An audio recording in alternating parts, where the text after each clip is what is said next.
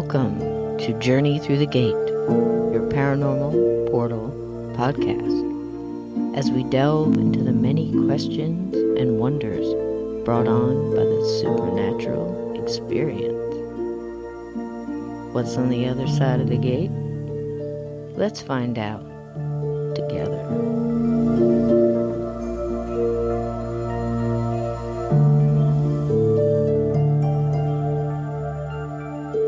Welcome everybody to the side of the gate. We have a little company with us tonight. It's a very prestige company as far as I'm concerned. Mr. Steve Stockton is with us tonight, everybody. Hi, Steve. How are you? Hi, Cisco. I'm good. Thanks for having me on. Oh, you are so welcome. Now, don't get scared on this side of the gate and get kind of creepy over here. You're not scared, are you? Maybe just a little bit. Yeah. I know it can get kind of creepy. About a minute ago, I had something on my glasses, and every time I moved, it moved. And I'm like, man, is that something over there in the corner? Did you ever have that happen? I was like, man, it's just smudge on my glasses. We're all good. I've got the candles going in here, and it's nice and dark, and I'm ready to talk about some spooky stuff. It's great. I know we're going to tell some really good stuff tonight, some good creepy tales and everything. Before we get started, let's tell everybody where they can find you and how they can, a little bit about your books, if you don't mind, sir. Oh, not at all. Thank you. Right now, my books are available exclusively on Amazon.com in Kindle editions. I've currently got 3 on there. I have Strange Things in the Woods, the first book. Second book, More Strange Things in the Woods. And then the third one, My Strange World, which after the first 2, I did a lot of interviews and people were asking me about my own experiences and things. And I started writing them down, found out I had enough to fill a book of things that I had experienced. So that's the 3 so far. Hopefully they'll be out in paperback soon. I've been working on that for a while. And I've got some other books coming up probably in the summer and fall, some new ones that'll be published. Oh, that's great. That's great. And I know we're still working on ours, and that will be We're All Just Children in the Wilderness of the Afterlife. And that we're looking forward to bringing that one out. That's really your book. I'm just doing the color commentary on it, or it's your request, but it's been a lot of fun. You've got some amazing stories, and I'm glad that you took the time to write them down, because that was what, the impetus was that inspired me to write. Is at my grandma's funeral, I had just an idea there that, all those stories that she had told me over the years, they basically died there with her. And I thought, I'm going to write these down. I'm going to record these, and not just from that side of the family, but from the other side of the family. I come from the South, so we have this great oral tradition of telling all kinds of stories and things. And I had this collection basically from when I was a kid. I was a late in life, unexpected baby. And so my parents' friends were older like they were. So we'd go to visit company, and there wouldn't be any kids or anybody for me to play with, so I would just sit with the adults, and when there was a lull in the conversation, I'd beg them to tell a scary story or a spooky story or an encounter that they had. So that was how I came to start collecting those, and just basically had a lifelong interest in the paranormal. Saw my first full-body apparition when I was 6 years old, and instead of scaring me, it just kind of opened my mind up, like, what was that, and kind of made me realize that there's more than meets the eye, and there's a whole other world, maybe another dimension out there. I think that happens to an awful lot of people, probably a lot of people listening tonight, that once you have that first experience, it's, you just keep looking for answers. And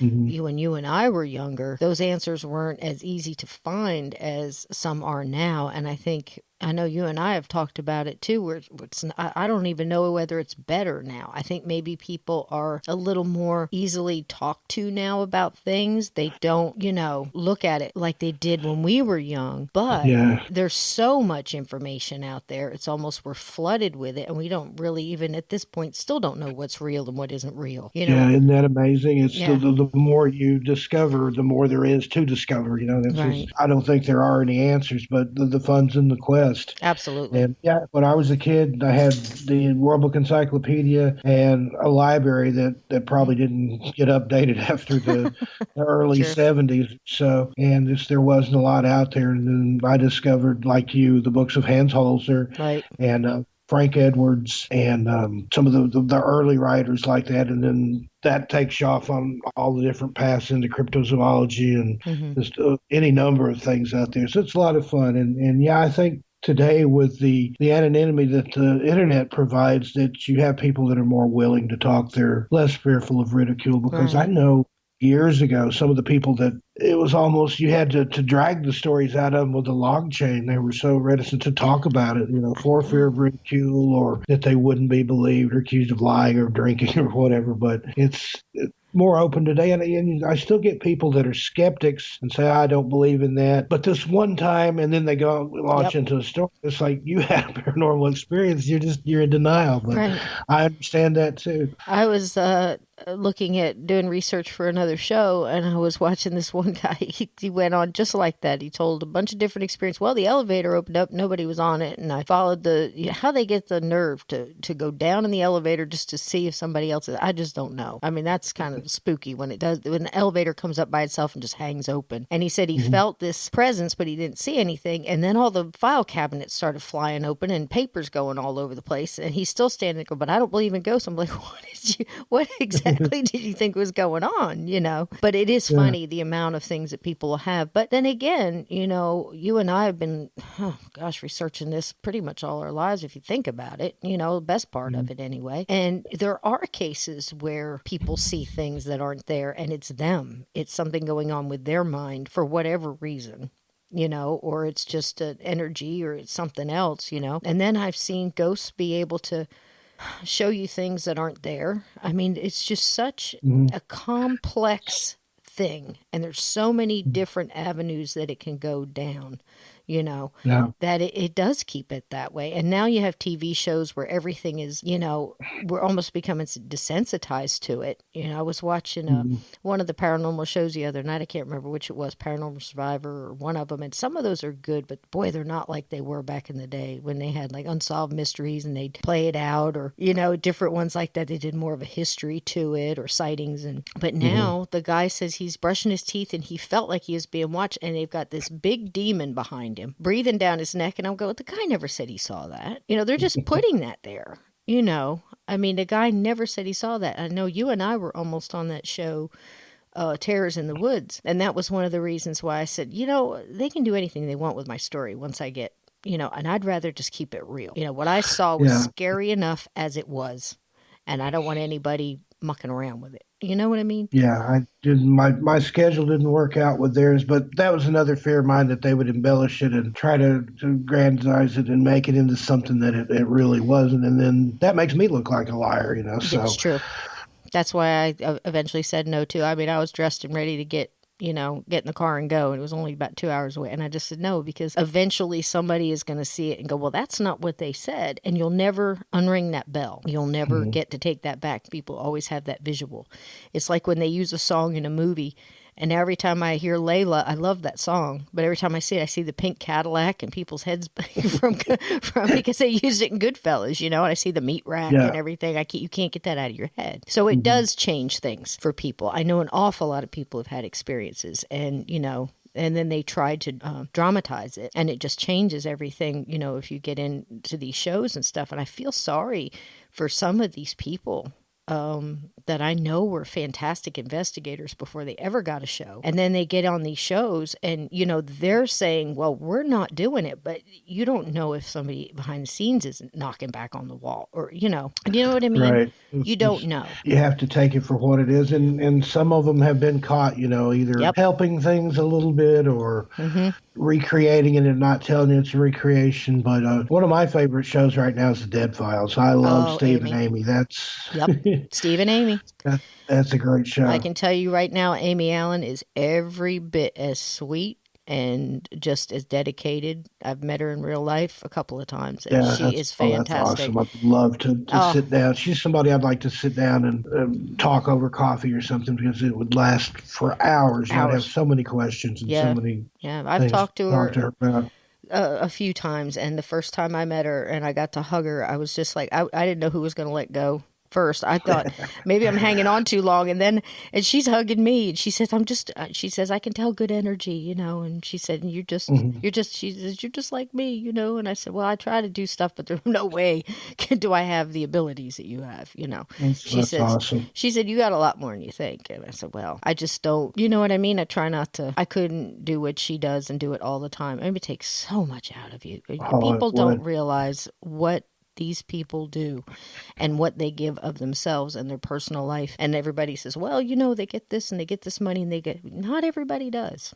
You'd be surprised at some of the really good ones out there. They're barely getting anything for their time. If I it like was her your job, genuineness. I like the fact that she doesn't provoke or try to stir things up. Yep. If anything, she's either trying to help something cross over Yep. or help the family deal with what they're experiencing and get it out of their house. So. Absolutely. Yep. And I can tell you, Steve was not a believer, and I think that's one of the reasons they got you get a Manhattan detective. I think it was Manhattan. He was a detective for I don't know how many years. I know he retired. But if you can, you can't fool one of them. I mean, they can look at you after a couple of years and being a New York detective of any kind, you can look and tell somebody's lying to you. Just right doubt. straight up. And now, I mean, after the first year, I mean, he just got so protective over her, and he just sits back and looks at these faces.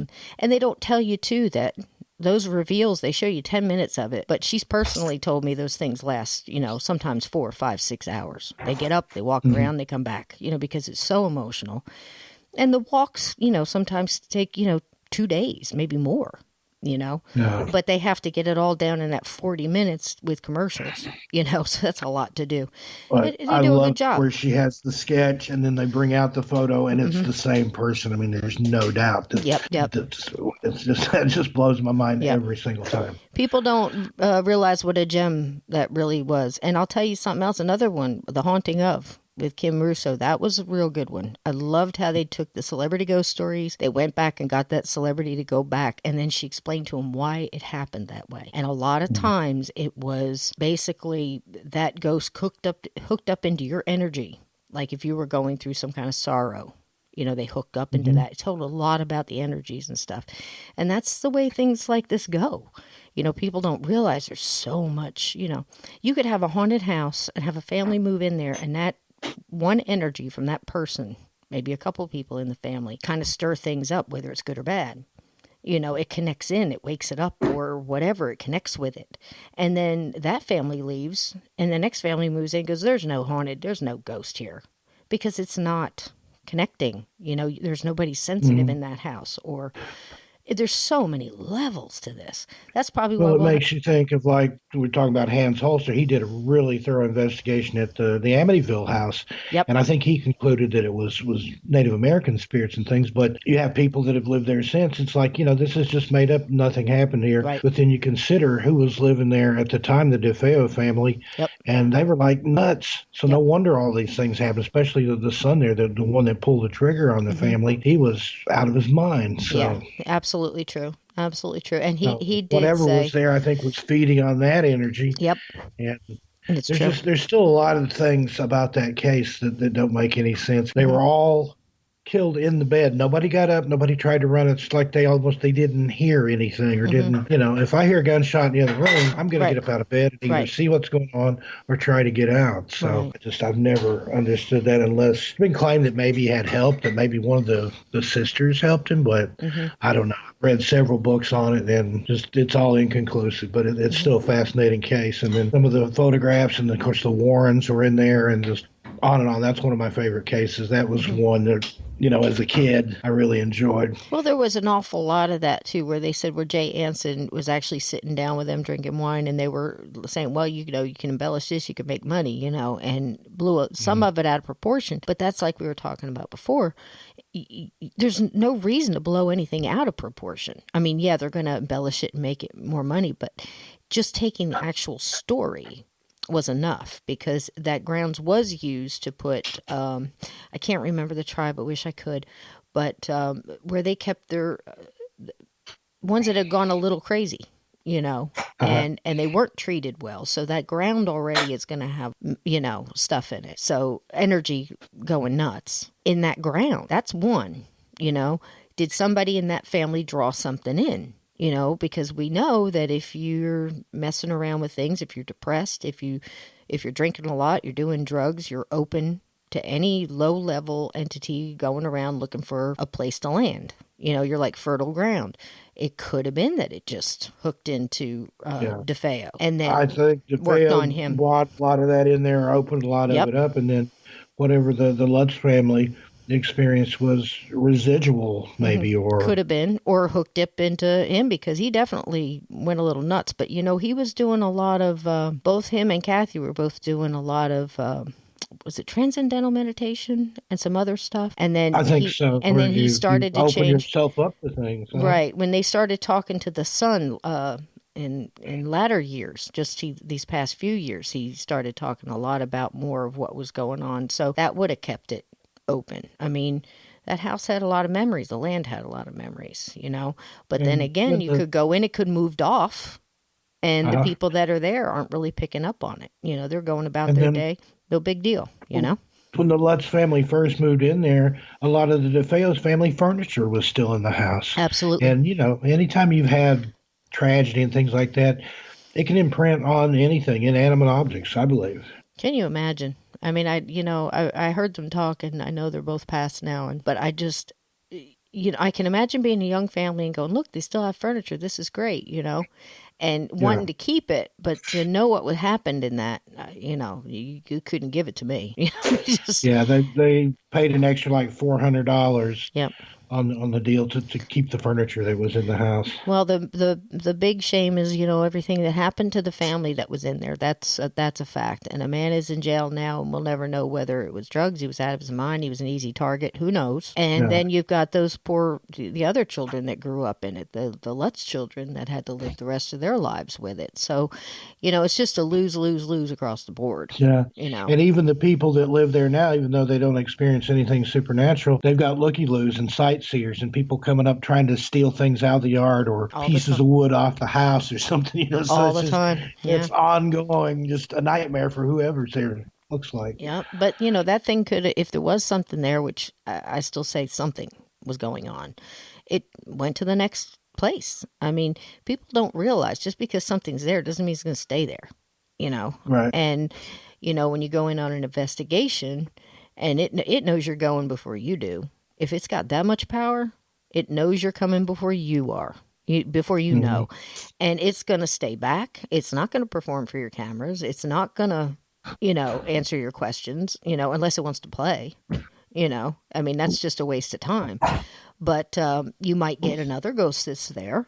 But I was just talking to another, I want to say she's a medium, but I think she considers herself more of a psychic medium than a medium, the other way around. But she did a house not too long ago, and they had to bring in several psychics along with the paranormal investigative team with the equipment and everything, which I said, oh man, that's wonderful. I love that, you guys are doing that because you really need all of it.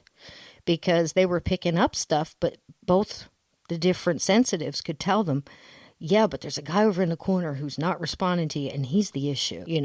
And then they could take, the meter over there, and of course it went off and, all this other stuff. But it was such a case to where he kept also changing his appearance and how he was appearing to them. First as a little boy and then as an older man. And, when you've got an entity that's got that kind of energy, you really you could get it on film and still not know what you're dealing with. You don't know whether you have a little kid. You don't know whether you have an old man. You don't know whether you have an elemental. You don't, what are you dealing with? And to have those mediums and psychics and trance mediums, that's invaluable, And I think in the beginning, maybe about 10-15 years ago, they started getting away from that. Like, we're not going to talk about feelings. We want hard evidence. And they tried to take that out. And now I'm sitting here looking at this video of hard evidence on a security camera at the Hampton Court Palace. Hmm. And I know we were talking about it earlier. And here we have what looks like Skeletor, I would say. Yeah, it really does. I mean, Yeah. the robes and the skull face and everything. But Opening the those thing that doors. fascinates me about that video, it's like the doors blow open and then you see the entity approach the doorway, and it was several feet beyond the door, behind the doors when they opened. It's not near. I mean, those are heavy doors. They are, yeah. There's another tour video, in fact, on YouTube where the man goes through Hampton Court, and it wasn't taken too long ago, where he shows it from the other side of those doors. And you can find that on YouTube. Anybody that's listening, just look Hampton Court tour or whatever, and it'll pop up. But it's a man in a top hat. That's the one I'm talking about. He takes you through, tells great stories. But he goes through there and he shows you the other sides of those doors as well, and how far back whatever was caught on the camera, whatever this figure is, how far back it started showing up in the film, in the security footage. They talked to the guards, they talked to everybody at the palace, and they even, one of the little articles I have here, they said that they talked to this gentleman who was a security guard. He said he spoke to all the costumed guides, and they didn't own a costume like that was worn by the figure. And so there wasn't any costumes even like that in the castle. The place was locked up. It's high security. And, I mean, now you're going to see other articles that say that they've debunked it. Well, okay, that's my point. We have some decent footage of something that can't be explained. That was a security camera.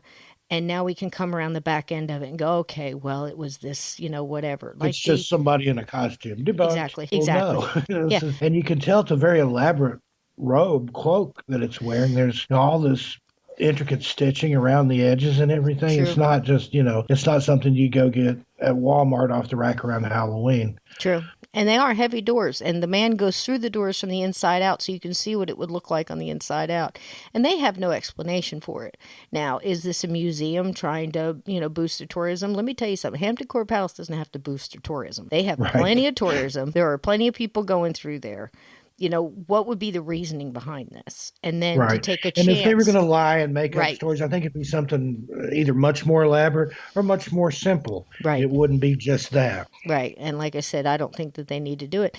But that's just the point. We've kind of out-text ourselves. I mean, I know people right now, including you and myself, who have great photographs of apparitions or mists or ghosts peeping over fences in Gettysburg. And, you just don't even put them up because you just know you're going to, for every one person that goes, oh man, that's awesome, there's going to be 15 that say, Photoshop, it's ridiculous. You have to have the pixels analyzed. A lot of people don't listen to the details either. The thing I've run into, I've been on some podcasts or some actual radio shows where I would tell some of the stories and it'd be on YouTube, and then I'd go look in the comments and they'd say, well, this guy sure had a lot of stuff happen to him.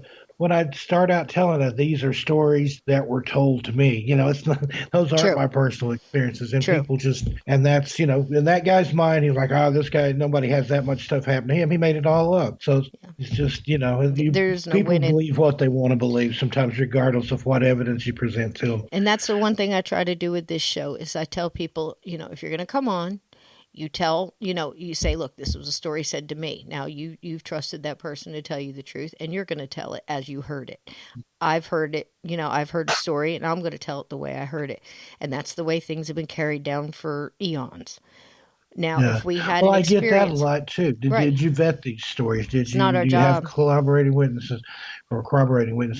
No, I tell you the story the way it was told to me. It's not my job to debunk it, or a lot of this it happened 50, 60, 70 years ago or more. There would be no way to go back. I'm here to tell the stories and entertain. That's my job. Absolutely. I understand that completely. And one of my things I say, if I said it once, I said it 100 times. I don't want to accidentally throw out the baby with the bathwater here. If I'm looking at 10 photos of ghosts and I'm listening to the story and I'm analyzing the person's body language, the way their eyes are moving, the way their breaths are taken when they're telling me a story.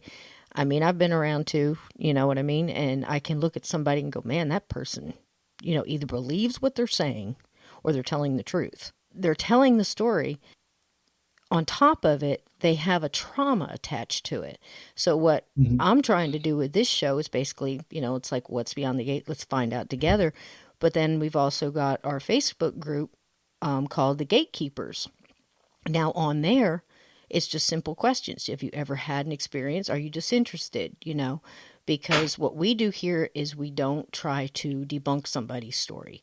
If somebody's coming in here and they said, look, this happened to me and I'm just trying to figure out what's going on, I want the people in that group, and they do, come in and go, I had something similar happen to me. Did you hear this kind of sound, or was it like this? Can you describe it to me? We can try to figure out what's happening and kind of help each other as a group, because there wasn't something like that when we were young. I mean, when I was living in the haunted farmhouse, I couldn't even talk to my family about it. It's something you got hushed, about it. And people would tell you don't talk about that at school, or don't say that because people think you're nuts. So you kept your mouth shut. And that's what I'm trying to do, is let people talk about it now. So if they want to put up their picture, there's going to be people that say, I don't know. I mean, there's people in that group that do this day in, day out. They know what they're talking about when they're talking about technical equipment and photography and Yeah. Photoshop and things like that, but they're not Well, trying to debunk it. uh, You know, that's well, another thing, you got these shows like Fact or Faked, for example. Just because you can fake something doesn't mean that it's not real or that it didn't happen. right on. And Yep. just about anything that anybody's ever experienced, somebody, given enough time and materials, could conceivably fake it. I mean, even back in the biblical days, there were magicians Yep. that could repeat the miracles that Jesus did. Yep. Hey, So, I've seen, like, what is that? Blaine and Chris, what's his name? I mean, magic makes me crazy because, I think what makes me worse is like watching them put a playing card through a piece of glass and knowing that's not supposed to physically be able to happen. That makes you mhm, crazy enough. But then you got some guy on YouTube going, "Here, this is the trick debunk." Well, you just ruined it.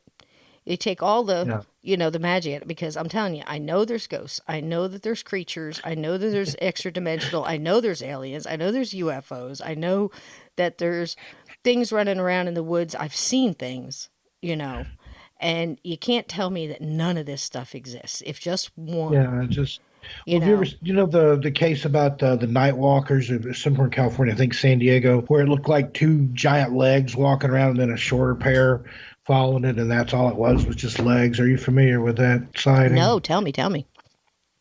Well, that's basically, if you go on YouTube, you can see the guy's actual um, home video from his security system. It looks like, imagine stilts walking by themselves with nobody on them or nothing near them. There's at least two pair, I think, that you can see in the video. Mm. Well, the fact or fake people, they got on there and they came up with three different ways that it could be fake. So that was their conclusion. Well, this is fake. But the guy's like, absolutely not. And what would be why would you fake something like that? Why would That's you? just Why would you take the time? Yeah. go Why to would you? that trouble. If he did it himself, there's no monetary gain or anything there. And if somebody was pranking him, that's an awful lot of effort to go to prank one Yeah. guy Hmm. to do something. And their replications that they claimed it was fake, it wasn't even close to. I invite your listeners to look that up on YouTube. San Diego Nightwalk. I think it's San Diego, but Nightwalkers. Wow. She could do. That's one of the creepiest bits of video I've seen Mm. probably in the last few years. I saw one about a year ago, and it was, again, we're getting a lot from the security footage that people have outside their house. I've got cameras outside my house. I don't want to look at them because I don't Mhm. want to see what's walking around out there. But Same. And yeah, I won't record EVPs at home either because I yeah, don't want to know. I don't It's want to like, know. I don't want to know, because then I've got an issue I got to deal with. It right now. Everything's fine, but I think that's bringing up a lot of stuff. And it was basically, you could see part of the street, you could see the end of his driveway, and it was at night. And a man walks, and the guy looked like he was in the 70s. I'm going to say he definitely had bell bottoms on. He had a beard, and he looked like he was wearing like a Baja hoodie, the striped, uh-huh. long hair, and a beard. And he's walking down the street, and you can see him. You know how that security footage looks funny anyway at night, because it already puts the night vision kind of stuff on it. But he's walking by, and he walks through the van, comes out the other end of it, and then right as he's walking, just disappears. Now, you could say that's CGI. You could say it's a lot of things, but there's a creepy feeling when you watch that. That's just, it's the feeling as well, and all these other, now you're getting humanoids. Have you heard all this going on in Chicago right now? Oh All these yeah. police are, Yeah. yeah. What have you heard about it? There's, Just that they don't, the people have seen it, the police have seen it, but there's no real investigation. I've heard that they've seen like giants, and then other people are like, no, it's regular size, but it's all black. And there's been a lot of different stories that I've heard. and then you go and you sit and listen. Now, I just listened to our friend Zariah's double episode of Talking to Guffey about Camilio. Now, when you start hearing all the things that they can do, where they're having like the Cloak of Invisibility, and they've got this, and they're, if you guys have never read, it's Robert Guffey, isn't it? The book Yeah, Robert Camilio. Guffey. Read it.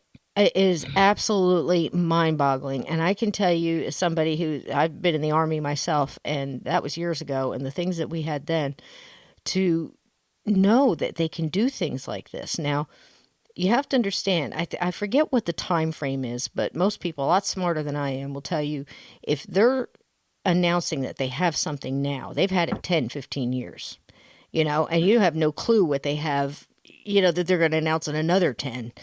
So you've got to wonder. I mean, here's that thing in both Steph Young's book.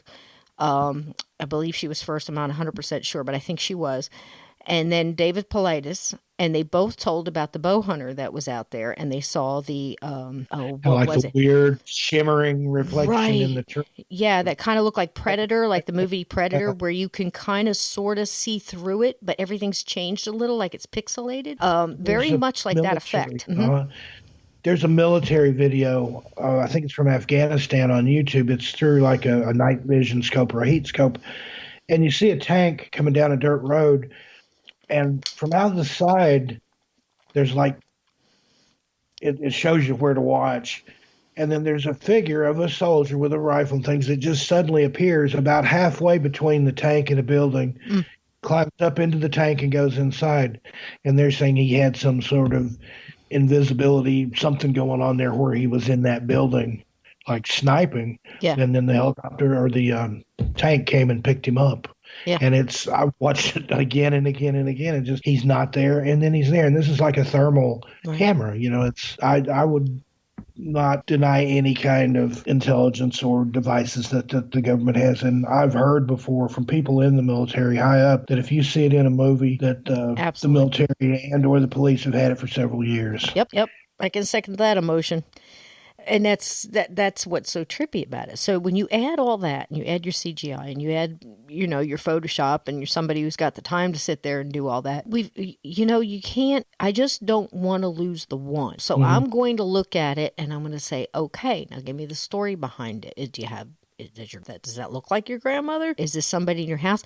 Go and get a reputable psychic or medium, or a paranormal research group that has a couple of them, or a shaman or something in it, and get the feeling with the tech, and then deal with it, as best you can. Don't start trying to conjure up stuff yourself. Don't. People always misunderstand, well, I had my house cleansed. Well, honey, if you're not doing something you believe in, you might as well throw a slipper at it. You know what I mean? It's true. It's true.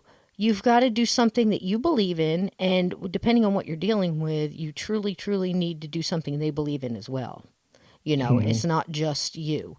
And here's one a medium friend of mine told me. Just the stories I hear. She goes in a house. Now, this is a house that there's a woman and a man. They're platonical roommates, just helping each other out. And he works at Hmm. night, she works at whatever, and it's working. The problem is the place is haunted, and it's really causing problems. The ghost in there is really trying to get attention or something, because it's the kind that's throwing glasses around and the cabinet doors. The guy's getting really freaked out. They're never there together at the same time, so that makes it worse because you're alone. And they've had it, so they get help, they get reputable help. And the woman, the medium, goes in there, and she sits, and she goes in with a little team, and they figure out what's going on. She talks to the ghost, and she says, okay, his name, I forget what, Henry, his name was Henry. And she talks to Henry, and Henry had been there. Actually, he did not die in the house, he did not die in the land, he died in an accident down the street. He's drawn to the woman there because she has abilities. How often does this happen? And he Hmm. basically saw the light, and started hanging out there, and he was just thought he could try to get help, because at times he thought that she could see him, because she would speak to him like, I know you're in here, what do you want? And he's thinking she can hear him, or at least knows he's there, so he's trying harder to get her attention. Again, stirring up stuff. And they're calling him, and she gave him a pet nickname, I don't know, Bob or something. And that annoyed the heck out of him, because he's like, that's not my name. Why can't you hear me? And it just made him more annoyed and agitated. So she works with him. And she finally gets him to cross over, goes through his issues. He was afraid to cross, so he would be treated and things like that, the normal stuff. She gets him to hook into a loved one in his guides or something, walk him across. He's good to go. She gets a call. She does a house cleansing. Everything's nice. Everything's great for about 2 weeks. She finally gets a call. And it's the male roommate that's there. And he says, look, I'm moving out. I just wanted to let you know. And she goes, well, everything was going so good. What happened? I know, he crossed over. Everything was good to go. He said, yeah, but she missed him and called him back. I said, you got to be out of your mind. I said, you got to be kidding me. And she just kept calling him. She had to go back and she had to do it again, and she had to sit the woman down. She goes, look, you got to leave him alone. You just stop calling him back, because she worked herself up into a grief a loved one will do. Tried to anchor him down, basically brought him back and kept calling. And it was probably that much stronger when it came back too. And harder to get rid of a second or third or fourth time. Sure was. But so now if that'll work with a human, everybody keep that in mind. It's going to work with something else too. So get your house cleansed. Don't keep pondering over it and talking about it, and just let it go. Let it go. And keep I've it known going. people that would cleanse their house, and then I could walk through and find things that I knew had some kind of weird attachment, like, this, you got to get rid of this. Sometimes it'd be like some sort of carving or something strange. You pick it up and look at it, and you're like, this has got a weird, bad vibe. I would get rid of this. Yeah. It doesn't matter how many times you cleanse the house. If you've still got artifacts that are imprinted or have something attached to them, your problem's going to be there. It may be dormant for a little while, but it'll come right back. Yeah, I talked about that earlier, too. We were talking about ghosts attached to objects. We talked about the Titanic, the exhibit. Is it I've the seen Luxor? that in Las Vegas, and there is all kinds of activity there, where if you're sensitive to it, it'll make you sick to your stomach to go in there. Oh yeah, so many different things, like the Phantom Orchestra, right down to them. Apparently the ghosts there don't like the picture of Bruce Ismay, because they keep ripping that off the wall, and he was the one that told the boat to go faster. He was one of the builders, and he's the one that kept pushing the boat, Titanic, to go faster. And pretty much leading to its, demise. If it wasn't going that fast, it wouldn't have rubbed up against that. Got ripped along the side, didn't it? Almost like a Morse code. Bang, bang, bang, bang, bang. It wasn't a big hole in it. But still, if they'd been going a little slower, it would have been. But then he went and made it worse. And didn't he put a kerchief over his head or something, pretend he was a woman, and get in one of the lifeboats and turned his back I've heard that story, Yeah, turned his back to the whole thing, and as it sank in the background. But apparently the ghosts there know it, because they won't leave his picture on the wall, that's for sure. They keep finding it on the floor. And in one of the surveillance cameras, again, has got footage of it slinging back and forth really fast and then banging up against the wall until it finally just flies off and hits the ground. So they might as well just mount it on the ground, because I think that's where that picture is going to stay. But seeing all different stuff there too. And now I've heard also that many people, apparently they pulled up some coal from there, and they had so much of it that they would sell pieces of it as souvenir. And I didn't think coal could last that long, but then again, they've got kind of leather shoes and all, who knows what. Yeah, if it's the harder coal like the anthracite and stuff, it would survive a long, long time down there. But I've also heard that a lot of people that bought those as souvenirs sent them back because they didn't like what came with it. Absolutely. There was an extra added bonus there that they hadn't counted on. Absolutely. They said that they were seeing phantoms of the engineers that worked in the engine room and things like that. Now, wow. I mean, I know that a powerful thing that happened, the Titanic, but can you imagine just being attached to coal? So if you've got a bed that somebody slept in for 20 years and it's an antique bed, I'd sage that thing. That's for sure. I'd get some salt, some holy water and everything else. Just before I slept in it. 2 years ago, I had the pleasure to go to the Bell Witch Cave down near Nashville, Tennessee. And interesting case if you've never read about the Bell Witch. I mean, Andrew Jackson, I think, encountered that ghost or spirit or whatever it was. Well, there's a cave on the property that's still haunted, and went down there. There's a Cherokee box grave in the floor of the cave at one point. Just a really creepy place. I got a lot of weird pictures and heard some odd things. And the lady, Chris Kirby, whose family owns the farm that the cave is on, also the tour guide there, said that all the time she gets rocks back in the mail, that people will pick up a rock from there and as soon as they get home, or sometimes even just on the way home, they'll get into an accident, or all these bad things happen, and they attribute it to that rock and send it back. So, and just amazing. And she's got a whole photo album full of weird pictures that people have taken there. And then, this goes back years ago when you actually had to develop your film. And once they got them developed, there would be these weird anomalies and things Isn't that in the something? picture. Yeah. Isn't that Oh, and I something? wanted to correct myself. I was saying San Diego night walkers. It's actually the Fresno night crawlers. I was close. Okay, hey, that is close. That is close. That so the listeners can look at that. Yeah, Fresno night crawlers. That's the one you want to check out. All kinds of video, and then people breaking it down. And something else I've heard a lot of fairly recently is flying witch sightings in Mexico. Have you seen any of the video from that? No, I haven't. Do a search on YouTube, and it's prevalent in Mexico, where there's witchcraft is still heavily used, and some of these things. I mean, it looks just like a figure flying through the sky, like crossing over a ridge top, or it's just inexplicable, but still fascinating nonetheless. Absolutely. I was watching one not too long ago that there were these kids pulling a prank, and they had, I think it was a large spider and a little witch, but they had it on a drone. And they were running it up on. Now, they didn't get that very high because it was heavy, I'm guessing. I don't know anything about drones. But they were doing it as a prank and just running them at people. And I'm thinking, I would break that thing in so many pieces. I mean, just see a large spider coming at me like that. And I'd be justified in doing so. That's why I never liked Fear Factor. If an alien jumps at me from a garbage can and grabs me around the neck, you're going to have a couple people pull me off of that alien or what's left of them. I'm just saying, just out of fear, just alone. Surprised more people don't get hurt doing this. But because there's these sightings that you're talking about, now everybody's going to say, oh, that's just a witch on a drone. And it's really messing up a lot of UFO sightings and things like that, too. I don't know the difference of seeing 15 drones in the sky or seeing a UFO. But there we are again. I mean, especially on a video. Unless you're right there with it underneath and seeing it, then you can tell a little bit more, different. A friend of mine just saw what he says is a fantastic creature. And knowing this guy, he's not trying to do anything. He'd probably rather not have the attention.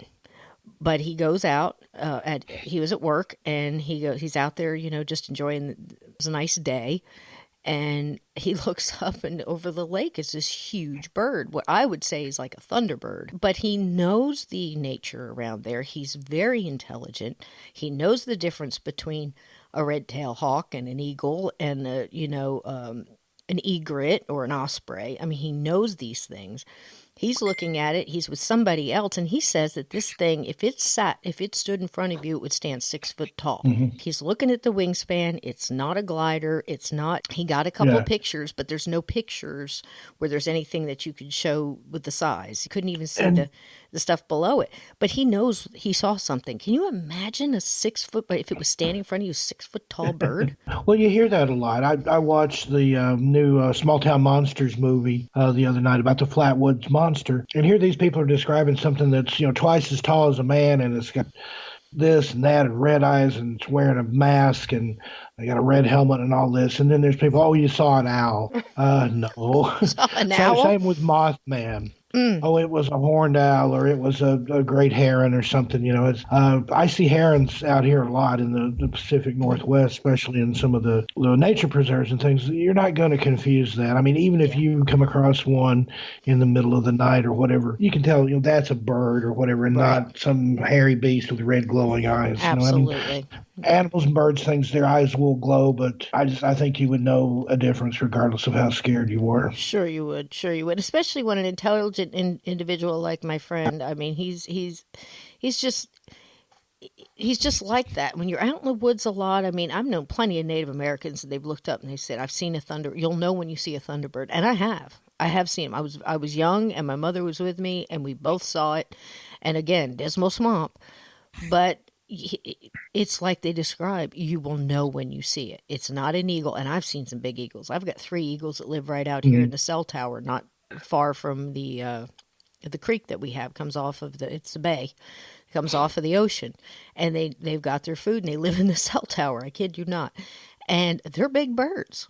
But the osprey is larger, and we've got herons, we've got all this stuff. I've seen this thing took up every bit from wingtip to wingtip, every bit of a 2-lane road, and then some, and swooped down right over us. And I got to look from underneath because it came up and almost swooped at the windshield and went up, so you'd see underneath the whole thing as it went over, almost like a low-flying plane. It was insane. But I remember when I was talking to one of the elders that seen one too, and he described it, and the colors matched up with the colors I remembered. So it's just, when you see something.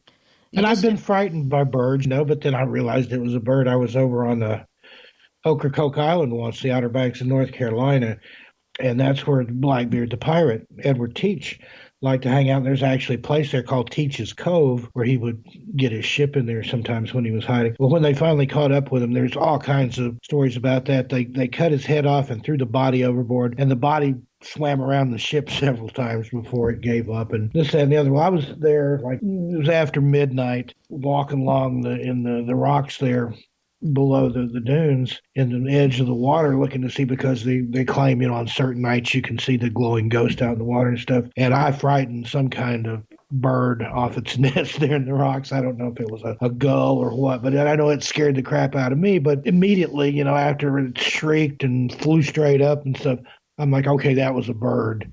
And I think your instincts tell you too. Like this gentleman who saw this, he calls it a creature. It's just, he didn't see its head, he didn't see its close up enough, but he knew it wasn't like a crane bent in the way crane, different things like that. So, but the way he was shook up, and it was right outside of Chicago, and it was headed towards Chicago. Basically, it was probably hunting, but the things that they're seeing out there, we got to talking, and I said, if there's a lot of negativity in one spot, how like you can go into certain cities, you've been all over the world, and you can go into certain cities and you feel like you're pushing through an energy, a heaviness. And even parts of the city. I mean, like Knoxville, where I grew up, there's certain areas when you cross a certain road and go into another section of town, you can feel that oppressiveness. You can feel that heaviness. You can tell, this is a part of town I don't need to be in for whatever reason. We were in New Orleans right before a huge hurricane. It wasn't Katrina, it was the one right before that. And I just kept saying, I don't want to stay. And I would love to go on. I went down the French Quarter, I went through it. I love that stuff. I love all of it. Just love the energy and the music and the people and the whole thing. It wasn't that. There was just something was going to happen, and I knew it. And I said, we got to get out of here. And the people I were with knew me enough. And I mean, we made it right out of there before bad things happened. And I mean hours before. And we hadn't been listening to any. It wasn't like today where you're going to listen to every little thing and get your weather report 15 days ahead of time and stuff like that. We just weren't paying any attention. There's just certain places that you go. And I mean, I lived in one, and it was the outskirts of Alabama. It was outside of Huntsville, but it was, more into the mountains. And man, the minute you crossed into that town, I said, man, there's something wrong here. And it was just, and there was a church on just about every corner. I've never seen so many churches, little churches, whatever, but it was like creepy. It was like remember those old movies in the 70s where people would move on to farmhouse, and everybody they'd meet would be so extra nice to them. And then the next thing you know, you're tied to a door and everybody's wearing a pilgrim outfit and they're standing over you chanting with rocks. Yeah, that kind of the place. Pitchforks and the torches. That kind of place. I've been several places like that. I felt that in New Orleans too, like you talked about.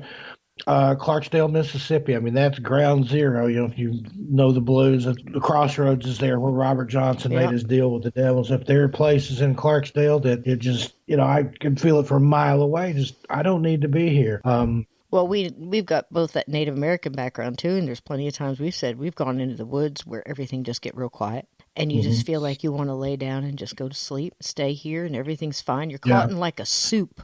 I don't know what it is. I've had that happen in the Smokies. It's just, it's like the woods are trying to lull you to sleep. And there's another one that I've written about in Loudon, Tennessee, where they've got the Fort Loudon recreation there. Well, out in the edge of the parking lot, there's an Indian burial mound. Well, if you go into the woods behind that, and I've been there, I had somebody tell me about it and her experiences, but you go behind the Indian mound into the wood, just, maybe 20, 30 yards, there is a tree that is so big. And so, I mean, it doesn't even look real. It looks like a Disney engineered tree. And it's somebody's power spot. I mean, you can feel it. And I was just like, even though I'm Native American blood in me, I felt like I was trespassing, that I was intruding, and I didn't need to be in there. And I apologized to the whatever spirits were there and got out. I've But done that since myself. I've read about it, I've had other people visit, and they're like, "Yeah, whatever's there is strong and it's somebody's power spot."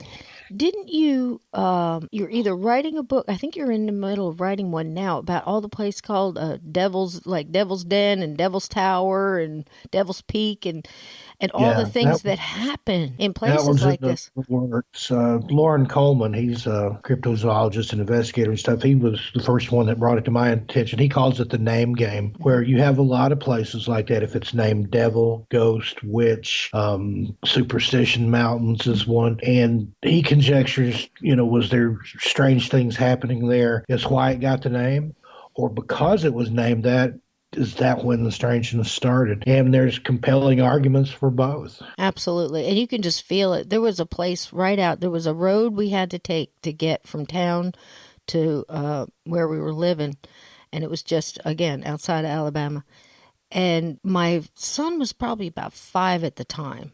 And I didn't know he was feeling. I would keep my mouth shut, but I would always like hold my breath and just be saying my little blessings and stuff as we're driving. But there was about 8 mile stretch of that road that just felt, I know there was a massacre here. There was something going on. They shouldn't have built this road here. Something's going on. It would just feel like everything would get real heavy, and that heavy press upon your chest, almost like it's hard to breathe, and you just know, and the hair just stand on your arms. I just drive faster. At one time, probably about the fifth, sixth time we had to go through this road, my son looked at me and he goes, "I call this road the road with no heart, Mom." I said, "What?" He said, "The road with no heart." I'm like, "What do you feel?" And he says, "It feels like somebody's stepping on my chest." And I'm like, "Oh my gosh, he's got it. Mm-hmm. He's got it." Like the woods, I know that you and I have talked many times with Shannon LeGros from Into the Fray, and with Zariah from Where Did the Road Go as well. And we've talked about going into the woods and having that lulling feeling. And we were wondering if this is what's happening to the missing, the politest missing 411. Even the people that were in the bars and went missing seemed to have that Yeah. kind of feeling, as well as the ones, there was a couple that broke down on the side of the road, were talking to people on the phone when it happened, the Uh-huh. whooshing feeling, like either wind rushing at them, or no, a lot of them kept saying, "I think I'm just going to fall asleep. I'm going to," Yeah. and it's just, I can't explain it, but I know it's happened. It's been close to Yeah. happen to me, It's a weird feeling. And in the Smokies, the only time it's ever happened to me is when I wandered off the trail. Hmm. If I get off, and then one time there was just like a tree there, and it was just when I was standing there, it was just the most beautiful tree, and it looked so inviting, and there was like a little beam of sunshine poking through the clouds, and it was shining right in this little area there, and it got, I mean, quiet, so absolutely quiet. It was like being in a vacuum. I couldn't hear a bird. I couldn't hear a leaf rustle. I couldn't hear anything. And I thought, this is so peaceful. I could just sit down here and lean up against this tree and close my eyes and rest for a while, and everything would be groovy. I still think if I had done that, if I had given into that and sat down, I would be one of the missing people in the Smokies. There's a lot of people Disco that missing, went yeah.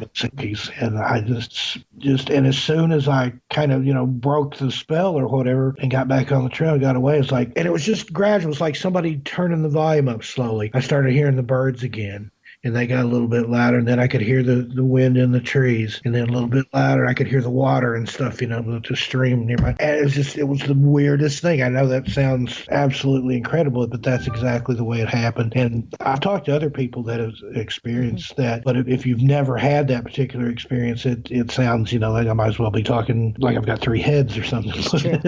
It's It's true, true. but I've had, elders from the Native community and stuff like that tell me, if you're going to do that, you stay on trail, and we don't go off trail here. And there's certain things that we don't mention, and I try to get that through to some people. I know a lot of people think, oh, it's fun to talk about this and that. Yeah, okay. It is. It absolutely is. And, to get familiar with something is important as well. But I've had natives that were older than me and wiser than I'll ever be sit and say, there's certain things you just don't mention, because when you talk about them, they hear you. And Mhm. you're locked in. People ask me about this. I'm, yep, okay.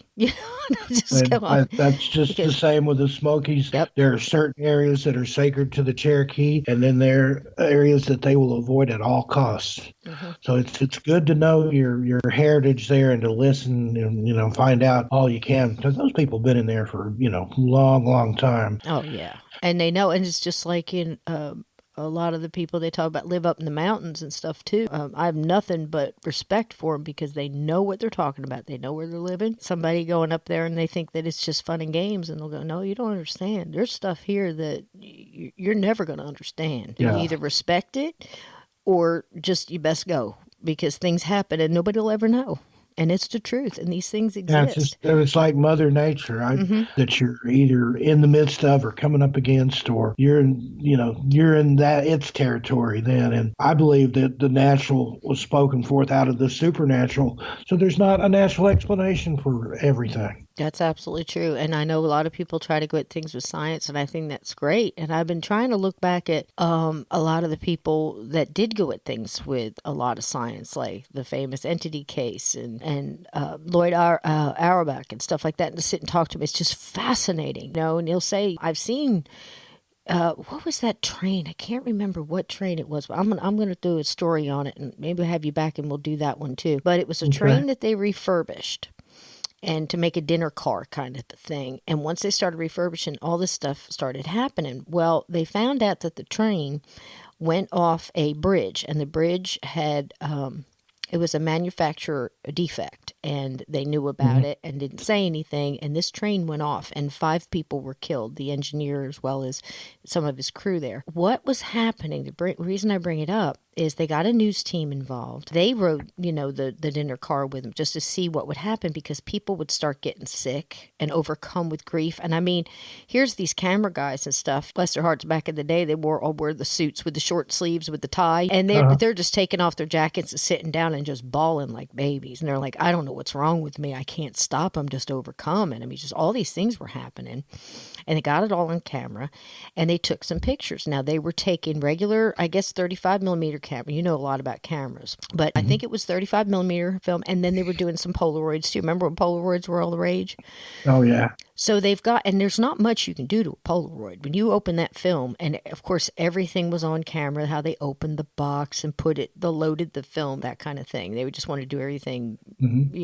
up and up. And they take this picture down the center of the car. And in the opening, when they first showed the picture, they could see the figure of a ghost, and he was basically a man, and they could tell that he was wearing some type of coveralls, and he was holding a lantern, and it would have been back around the time of this accident, the period close. And as they started to uncover, and as they started to talk about these things, the more they looked at the picture, the more the picture developed, and the guy got more clear, more vivid. And then you could see the people standing behind him, and they were all the guys. They took them to the surviving children who were now well getting up in age, and it had been so many years. They showed it to me, and they all picked them out. That's my daddy. And that's James. He worked on the such, and they pointed them all out, and Wow. they uncovered this how the engineer, the company, did not fix that bridge and knew about it. And then they put up a plaque. Now, Yeah. how do you explain that? Yeah, that's just amazing. And I It's love amazing. train stories and railroads. There's something about a railroad that's just spooky anyway. Hmm. And then you got stuff like the Lincoln Funeral Train and the Oh, yeah. Phantom Train clashes and the Phantom Lights that are seen on the tracks and stuff.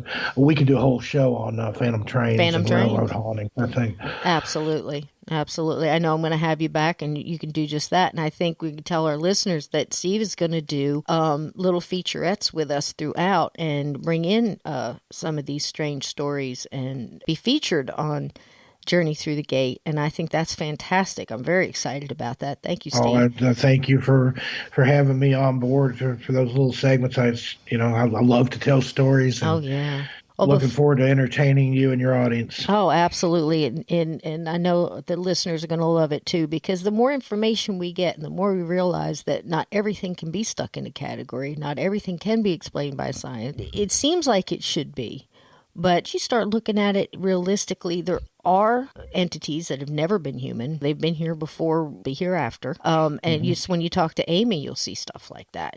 She'll go on grounds and say, okay, well, now we're dealing with something that's very old. It's ancient. Oh, and you're not going to, this isn't something that we can do a whole lot about here.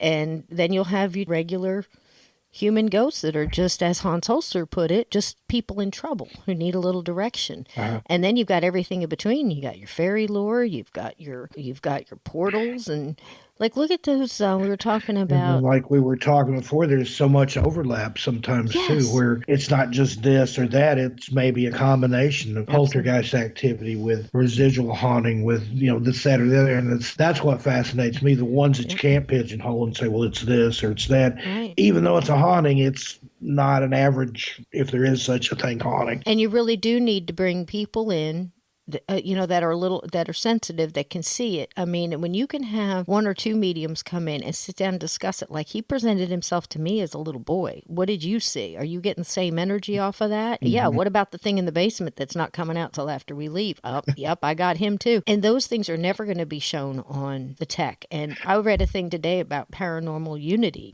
investigating unity. And they said, well, that's the thing. If every group could get together and just share the evidence they've got on something, and maybe learn that you don't have to so much provoke ghosts, because if you go into a family and you start provoking these things and then you leave, you just left that family in a big mess. Yeah, you just stirred it up, and it's going to cause a lot more than it fixed. But yeah, it's people will fight over just a little bit of turf, when, like you said, if we had unity, we could learn so much more. Right. Well, that's what we're trying to do here on the gate. We're trying. It's the people that are in there that are gatekeepers are just wonderful people, and they'll jump in. And I had one today where they were just trying to help this person that saw something, and I'm going to have a psychic friend of mine, Tammy, come on, and we're discussing different things that young people that think they have abilities, what direction they can go in, and here's all the things that are offered, and go to a reputable place, and it doesn't have to cost a lot of money. There's a lot of free things out there too. I try to get on the right track so they don't have to say,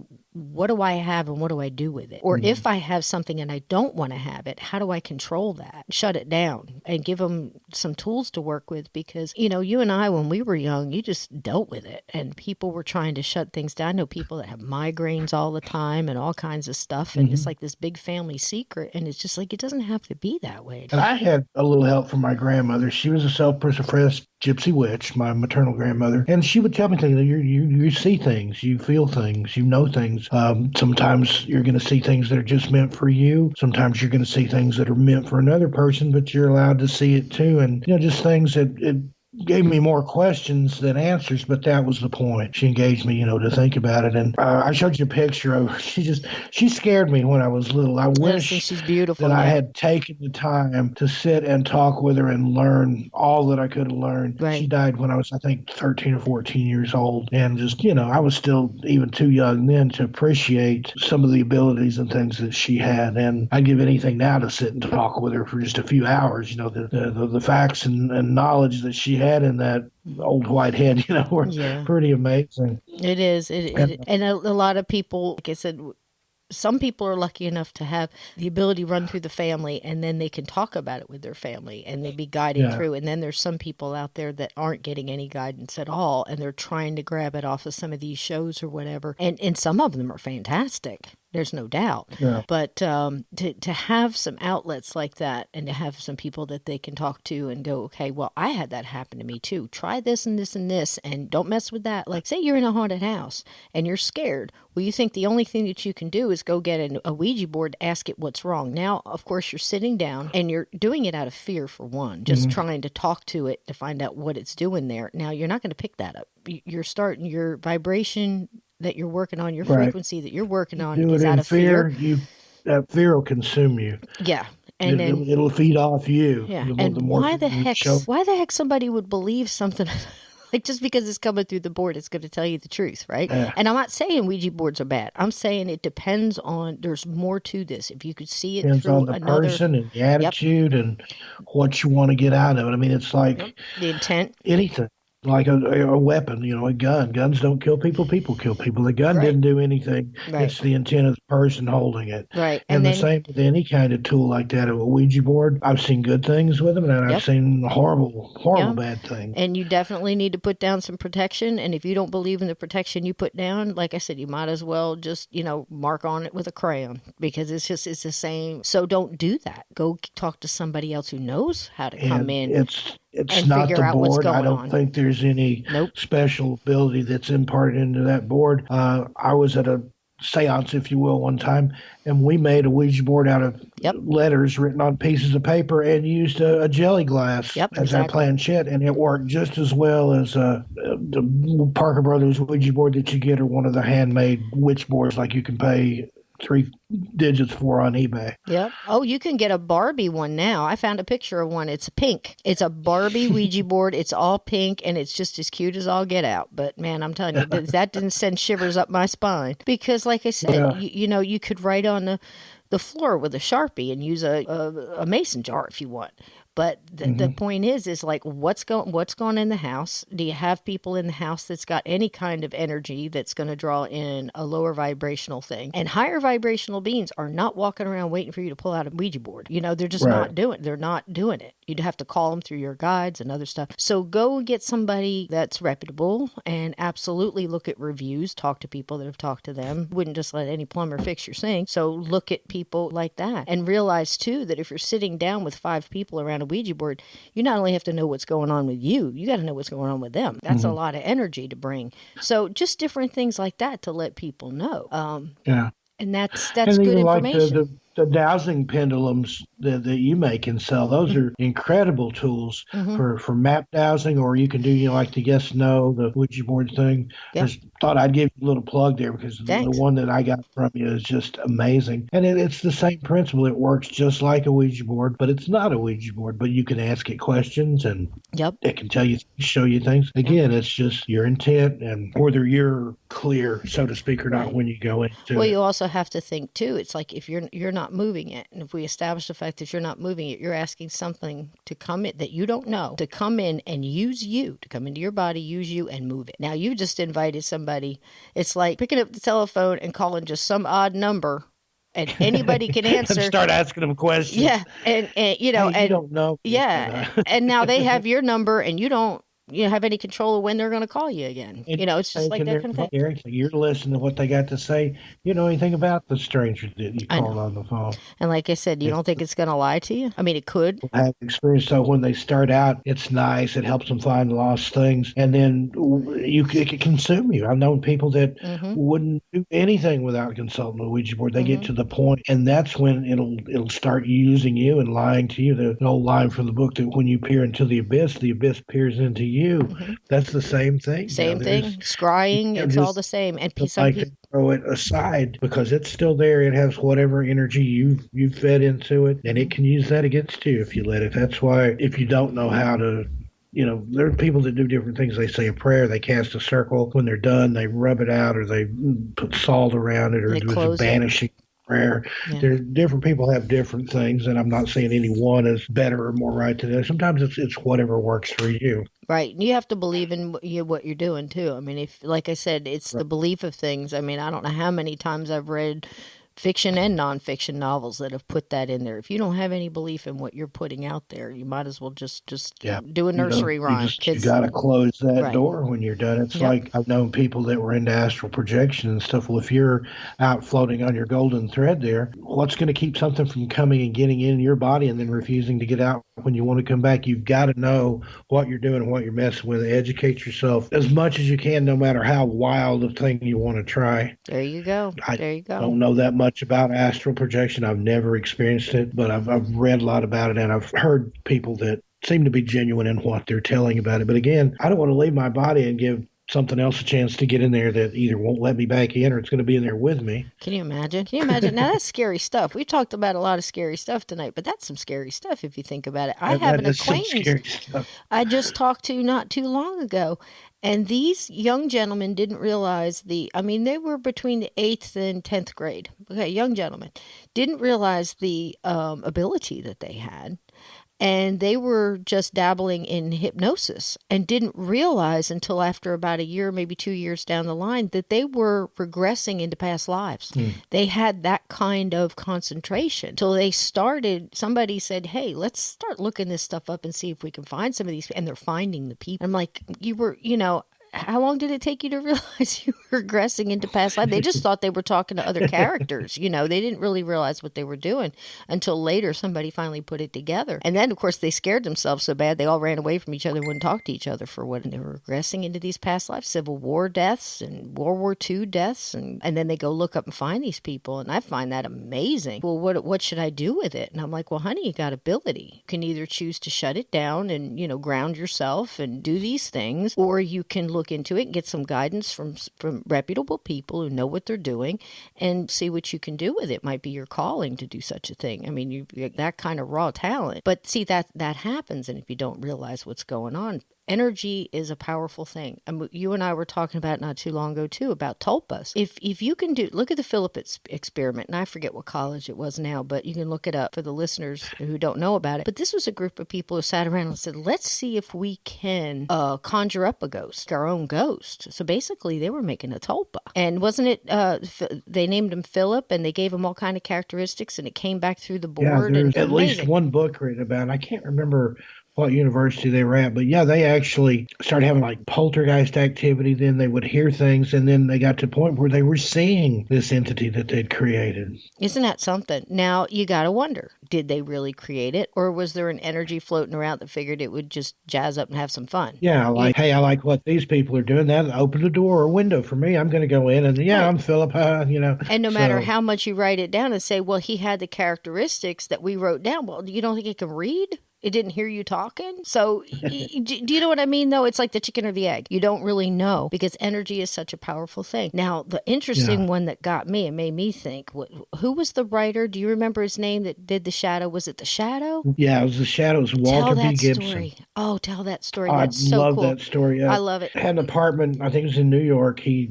originally, in the 30s, wrote these pulp novels and serialized fiction. And The Shadow was a very, very popular character. He was, I guess, one of the first crime fighters, if you will, in that before comic books and that sort of thing, really. It was more for adults, and it was also on the radio, and there's been movies made and stuff. Well, Lamont Cranston was the Shadow's name. Does Walter Gibson, the author, I think he lived in New York. He had an apartment, and he sat there, and I mean, he cranked these stories out. It's probably, I'd have to look it up, but it's probably in the hundreds, if maybe even more if you count the radio shows, the pulp stuff, the short stories, the serialized stuff all together. And people started seeing the character, the Shadow, in Walter's apartment.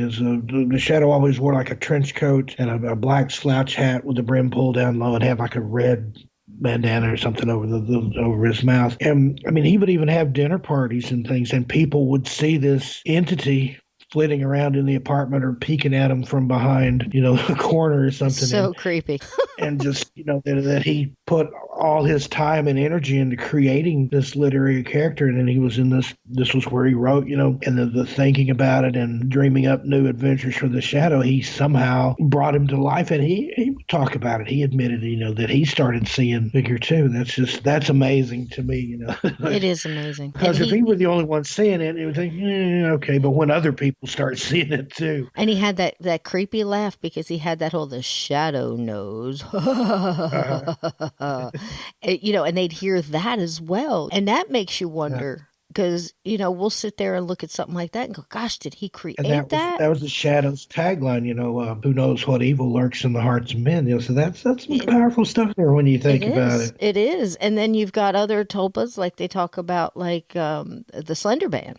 Now, supposedly that was a creature or character that was made up by this one gentleman. And I said to Zariah one night, and I said, well, how do you know that somebody wasn't standing behind his shoulder and input these thoughts into his head to create that? Like, I want people to know about me. And Zariah, the mind on him, he's amazing. How intelligent he is, and he's sitting there going, it's possible. And I'm like, yeah, anything is possible. That's why we'll never have these answers. These people that are going through this, they're going through actual horrific situations, and they don't know where to turn, and they don't necessarily talk about it. See people and you see them 3 weeks later, I'm like, what's going on with you? I know there's something going on. He's, well, I'm not getting any sleep. This is going on. This is happening. And I think there's an awful lot of things being stirred up. I think it was Tammy I was talking to yesterday. She said, there is definitely some kind of an awakening going on. Like these kids today that are having abilities and things like that, they're learning so much faster and they seem to be so much smarter than we were when we were that age. And I don't know whether it's the information.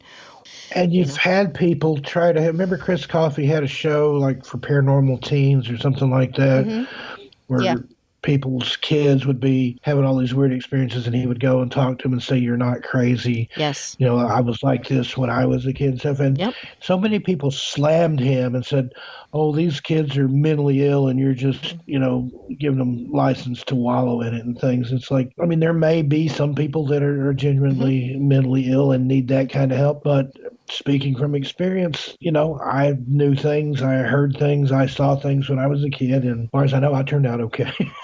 And you were so lucky to have people who understood, like your mom and stuff like that didn't just take you, because nowadays, and not to say that some people don't need it. I mean, I'm not against, medication at all when it's needed.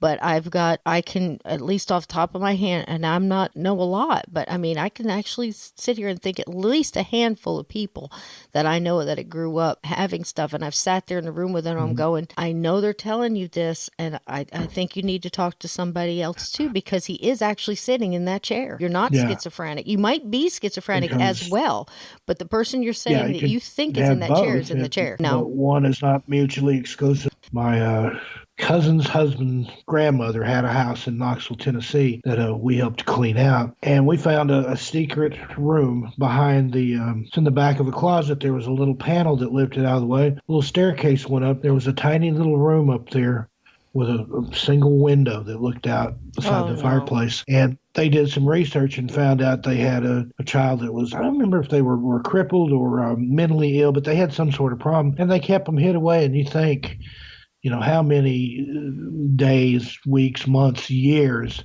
that kid sat up there in that tiny little room and looked out that window. You talk about a strange energy. Wow. But I felt that in there. There was something impressed there. But it was like you said, it was more of a melancholia than an evil or anything, which I could see it going that direction. But it was a very, very heavy presence and just a sadness. I've felt that some places too, where there's just, it doesn't feel evil, but it's just so heavy and so sad, you have to draw back, you have to walk away. Well, that's where you get your residuals too. I mean, we've talked about buildings that remember. I mean, places remember, land remembers, building remembers, and there's an impression on that, and that's what your residual haunting is. I've known people that there was so much of in fact, Amy did one not far from here in Asbury Park. The man was fine. He had his ups and downs. He was going through, he was homeless, but he had a girlfriend and he was trying to get back on his feet. And he goes and gets a job from this gentleman who ran an antique place, I believe. He was fixing some things in the basement. Every time he was in that basement, he just felt it was cumbersome. It was a weight on him. Felt like a rage. Now, he had what I call a crack in your windshield. He definitely had some issue. He could have gone this way or that way. But this thing just worked on him and worked on him and worked on him until they got the rage worked up. His boss came down there who had been nice to him. He says he made like a pass at him or grazed on him or something, but bumped up against him. Not 100% sure what. And he proceeded to beat this guy with a hammer like 12, 14 times in the head. And he says he has no idea. It wasn't planned. He couldn't stop the rage. But see, whatever this was in the basement found something to work on and worked on it and worked on it. And now if that's not amazing enough, Amy goes down in there and she says, I see the impression of a man. He's here, but I'm seeing him and he's got a bad energy, but he's not dead. It's almost like he's split now. This is, this person is alive, but this energy is still here from him. He's alive. And then Steve goes and finds him. He's in a jail over here. alive, and goes and talks to him, and he's just as calm as anybody you'd want to talk to. And he's like, I don't really know what happened. So I'm wondering how many people are locked up from doing stuff like that. They just need a little push. But the other amazing thing is here he's so much energy came off of him in that enraged moment that he's down there, and people see him as a ghost. Same thing in Lizzie Borden's house. She split. She split. That rage is right there, and she's still around. I've known people to have fights in the hallway, and you go in and you see that whole fight play out in front of you. You think you've got ghosts, but those people are both alive.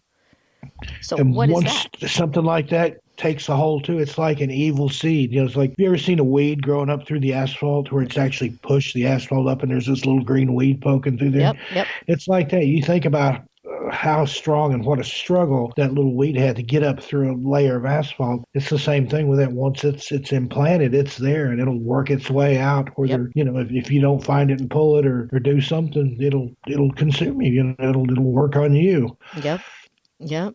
And that's a scary thing, man, when you think about it. It's like, how many people just need a little push? I mean, we could go back to Ronald DeFeo. Did he get a little push?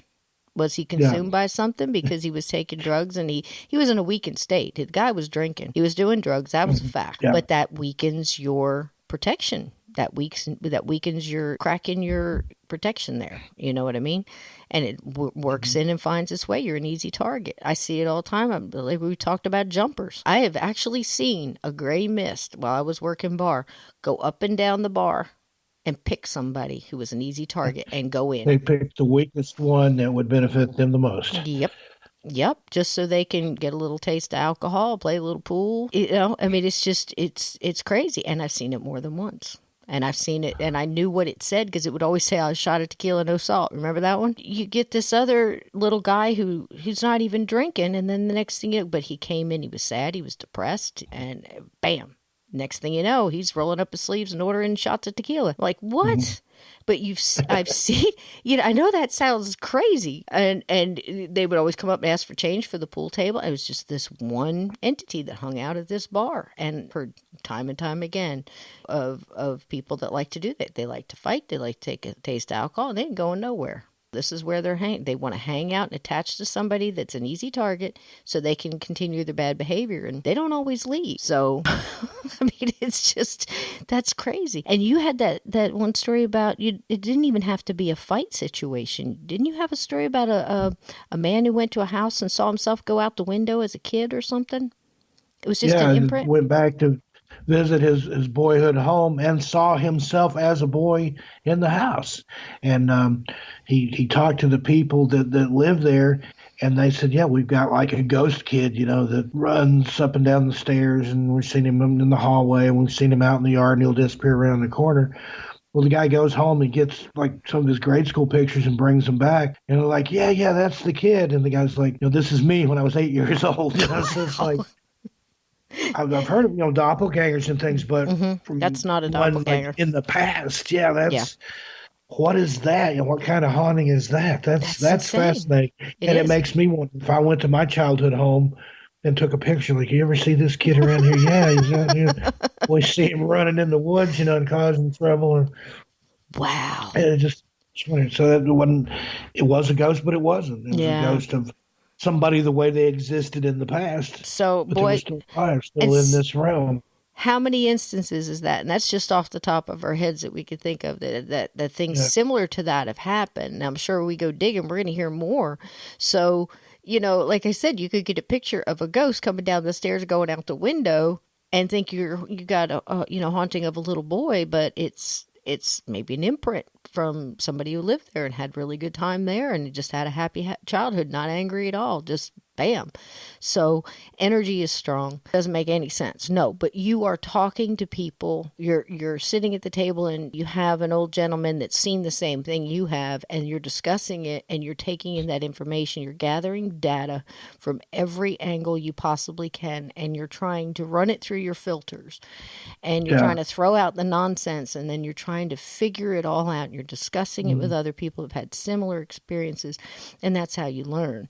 And that's it's just a different type of investigation, you know. Yeah, and I'm And not saying an EMF meter is not a good tool, but it would slow me down. hmm I'm just like, wait, what? No, what's this? What's I that? And then you run around trying to find the hot spots, and oh I don't right. need that. I can go in a place and go right to the hot Well, spot the thing because is too I is feel that energy. I feel that power. I'm not intelligent in that way enough to understand the EMF meter to what it's doing, you know, or you know, you got your fear cages where you've got all your electric or you've got something running underground. I don't know is there. So, you know, it as used as a tool for me personally. I did use one in Gettysburg because I needed validation of what I was feeling because I was getting it hard and strong when I asked a Uh-huh. question and I felt yes, and I looked at that and it said yes and a dowsing rod said yes. Then I knew I had a yes, you know, because I was talking to so many at one time. Now I'm going to tell you something. You're sensitive, you're a medium or a psychic, or you've got any kind of abilities at all, and you walk up on a battlefield. I defy you not to need something to help you unclutter the energy that's coming at you. Yeah, Because if you absolutely. have a light, they see you coming. And I'm just so grateful that a long time ago, I don't see them anymore if they're not crossed because I didn't want to see any more stuck in their death state. That's just, I feel for people that see that and can't shut that off because it's bad enough for me to feel it than to see it too because that's just, it's bad. And you're on a battlefield, it's just awful. And, Yeah, you know, God bless these poor young people because they all were makes most time young boys. Even the old men were young. But so I did use one then, and it was very helpful. But I couldn't tell you how, you know, the ins and outs of it and how it works, and you know, right. but you know, I know they're very helpful to a lot of people, and I admire those people. I think it's wonderful that these Yeah, that whatever works. It's absolutely. whatever tools you need. When years and years ago, I used to read tarot cards, but I didn't actually need the cards. I could do the same thing without them. The cards were just a way to take and make in somebody's mind, a concrete example of an energy or whatever that's out It's a there. validation for something you're feeling as well.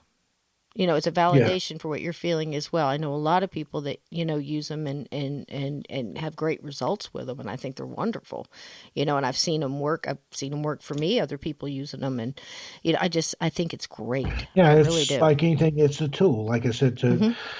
a concrete tool to explain an abstract concept. I guess would be the best way to. So, That's what I was trying to say a minute ago. But I can do it without the cards. But people see those cards and they put more belief. They're more invested in it. If mhm. you're just sitting there yakking your head, they're thinking, yeah, yeah, yeah.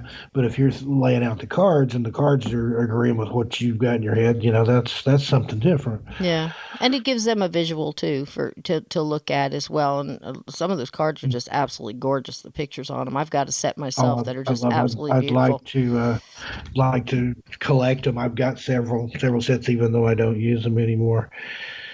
Okay, well, I'm gonna let you go because I have just about talked you into the ground tonight, and I know you've got a Oh, million it's zillion been a stories. pleasure, and I'm looking forward to coming back on and doing the shorter segments where you can get me on and get me off. I thought this was going to be quick. I didn't mean to take up your whole show here, Oh but gosh, it's been absolute just a thrill. I just talked to it's you always a forever. pleasure. Like I said, this if people don't know, this is how we talk when we're just It's talking with true. each other. So, It's true. and You know, I did send you some links to some of the things that I talked about that fantastic. you can share with your audience there. The That's nice. I'm gonna have you back on. I want you to talk about the Martha Washington and, you know, all the different, you know, places like that. Just thrilled. The more information that we can get, the more we can gather. But like I tell everybody, if you're gonna put it in your little file cabinet categories, you better make copies because they're gonna fit over in a couple of them. You know, you'll find out they always bleed over into something. Just when you think you got an yeah. answer, there's going to be 100 different questions that pop up. But boy, I tell you, we love looking into this subject of the weird and wonderful and Yeah, amazing. and And I'd love to hear from any of your audience members. So you can contact me on Facebook, Steve Stockton, or you can email me, Steve Stockton. The number is 8 and 1, Steve Stockton 81 at gmail.com. Sometimes I get more mail than I can answer because I get busy, but I do try to get to everybody. I've got some mail that I need to catch up on, but I love to hear from people that have heard me on the shows. And something else I've had happen, sometimes people will say when they were listening to a show that I was on, something weird would happen, a door would open or something would break. Or so if you had any strange experiences tonight while you were listening to me talk, let me know about that. I'd love to hear. Oh, yes. And let us know, too. And we're going to invite you, Steve, I'll send you an invite. You can come over and be one of our gatekeepers on our Journey Through the Gate Facebook group. So that way awesome. that, if you see somebody's had an experience that you can match up with, maybe you can give them some information on that, too. That's what we try to do. We're not walking alone on the path, but I do tell everybody that I'm telling you, we're walking along the path and something jumps out from behind that tree. We're all just going to try to run faster than you. Well, thanks again for having me on, Cisco. Thank you, Steve. You have a wonderful night, love. Okay? You too. Thank you, Steve Stockton. And if you want to check out his books, they are all available on Kindle, and they are really good reads. They're definitely page turners. So, to all of you out there who may have your own experiences with the uncanny, please email me at journeythroughthegate@gmail.com, and I will read your story for you, or you may become a guest on Journey Through the Gate. So, as always, keep your feet under those covers. Keep that closet door shut, because there are things that go bump in the night.